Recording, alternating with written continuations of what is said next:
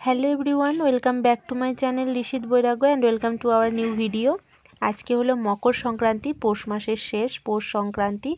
তো আজকে বাড়িতে পিঠে তৈরি হচ্ছে। যদিও এবছর আমাদের পুর দেওয়া পিঠে খেতে নেই, তার কারণ হচ্ছে কাছের কেউ আত্মীয় কেউ মারা গেলে তা সেই বছরটা পুর দিয়েও পিঠে খেতে নেই। তো এই জন্য পুর না দিয়েই পিঠে তৈরি করা হচ্ছে, আর তার সাথে হচ্ছে দুধ পিঠে। তো চলো আজকে রাত্রেবেলার আজকে ডিনারে শুধু পিঠেই খাওয়া হবে। তার জন্য মা বসে গেছে পিঠে তৈরি করতে।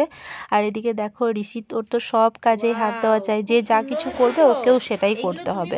তো ও বসে গেছে ওর বড়দির সাথে পিঠে বানাতে। আচ্ছা, খুব সুন্দর হয়েছে। হ্যালো গাইস, আমি আজকে পিঠে বানাচ্ছি। তাই তুমি পিঠে বানাচ্ছ? খুব সুন্দর হচ্ছে।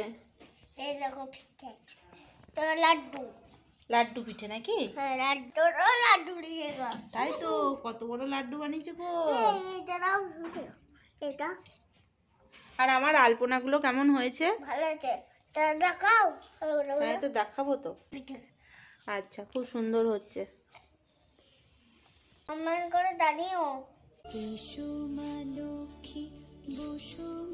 যেহেতু রাত্রেবেলা পৌষ ডাকা হবে বাড়ির নিয়ম অনুযায়ী, তার জন্য কিন্তু পুরো বাড়ি সুন্দর করে আলপনা দেওয়া হয়েছে। তো চলো তোমাদের একবার দেখিয়ে নিই আলপনাটা। পুরোটাই কিন্তু আমি দিয়েছি, কেমন হয়েছে কমেন্ট করে জানাবে। তো এই যে আলপনাগুলো,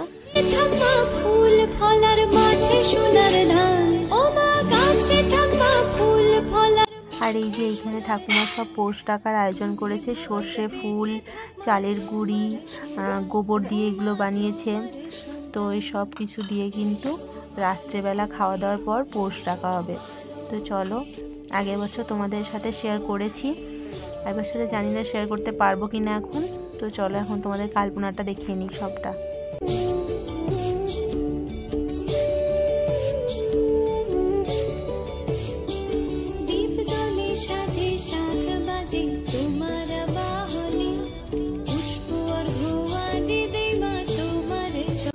ওদিকে একদিকে উনুনে হচ্ছে সিদ্ধ পিঠে, আর এইদিকে দেখো দুধ পিঠে বসিয়েছে মা। আমার কিন্তু এই দুধ পিঠেটা খেতে খুবই ভালো লাগে, একদম পায়েসের মতো হয়।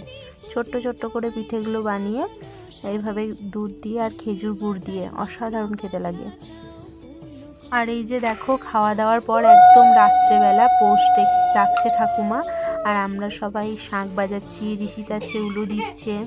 তো এইভাবেই কিন্তু পৌষ ডেকে তারপর সবাই ঘুমাতে যাব। আশা রাখছি তোমাদের বাড়িতেও এরকমইভাবেই পৌষ ডাকা হয়। তো চলো আজকে ব্লগটা এখানে এন্ড করব। আবার দেখা হচ্ছে নতুন ভিডিওর সাথে। তার আগে তোমরা সুস্থ থাকো, ভালো থাকো, পরিবারের সবাইকে নিয়ে হ্যাপি থাকো। Tata, bye bye and take care.